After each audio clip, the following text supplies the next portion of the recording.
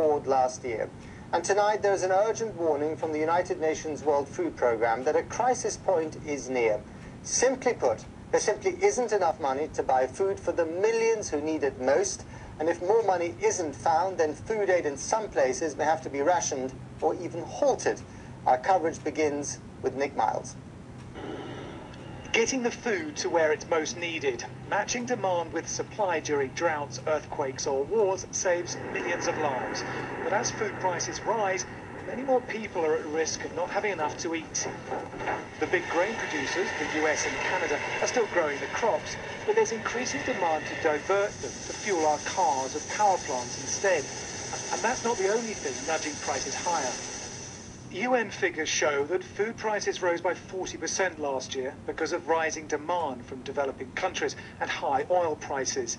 Corn prices have jumped to a 12-year high of $5.25 a bushel. And this year, poor countries growing fewer crops themselves and buying in more expensive ones will pay more than a third more for their cereal imports than last year. Even in more developed nations, the price rises of basic foods are eating into family budgets. In Indonesia, the soybean-based staple tempeh has risen 25% over the last year, in part because more land is being given over to producing corn for biofuels. That means fewer, more expensive, locally grown soybeans. Meanwhile, in Pakistan, high world wheat prices have led to unprecedented smuggling and hoarding, driving up prices yet further. Many people do receive cheap wheat subsidised by the government, but it doesn't always reach everyone. Soldiers guarding bags of wheat, an indication of how serious the situation has become. Nick Miles, BBC News. The World Food Programme is based in Rome, and tonight I spoke with its director about the global crisis in food prices. Gisette Sheeran, according to some of the statistics, and we're talking about 80% increases in the price of staple foods in some countries. That is awfully dramatic. How did that come about?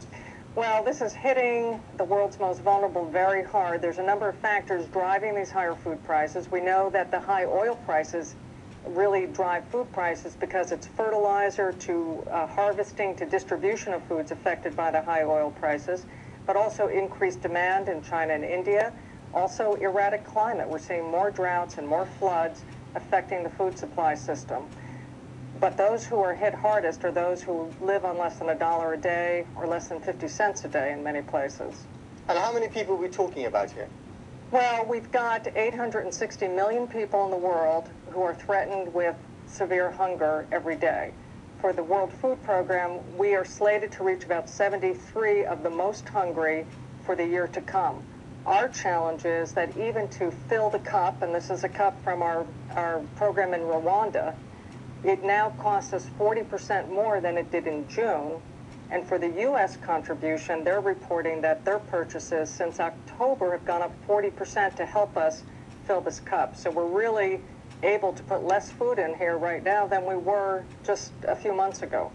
So you've got many countries around the world, like the United States, for instance, who are going through their own quasi-recession or real recession in some cases. You've got a greater demand for food. You've got higher prices. It sounds to me like a pretty vicious cycle altogether. Well, I think it's a challenge, but, you know, when you get to food, it's a question of resiliency. So for those who make 50 cents or $1 a day, what do they cut? They've already cut everything. They've cut education, they've cut health care, they've cut housing expenses, and they're down to filling a couple bowls of rice a day or getting a loaf of bread. So there's nowhere for them to go.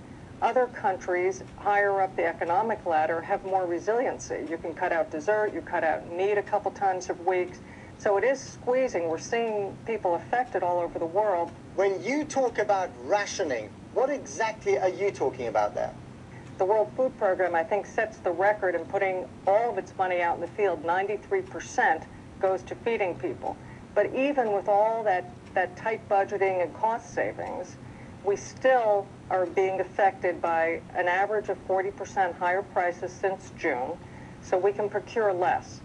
The bottom line is it hits this red cup with less food, and it hits the rations that we're able to give people with less food. So we're really needing to talk with the main governments that support us and others to say we're going to need some help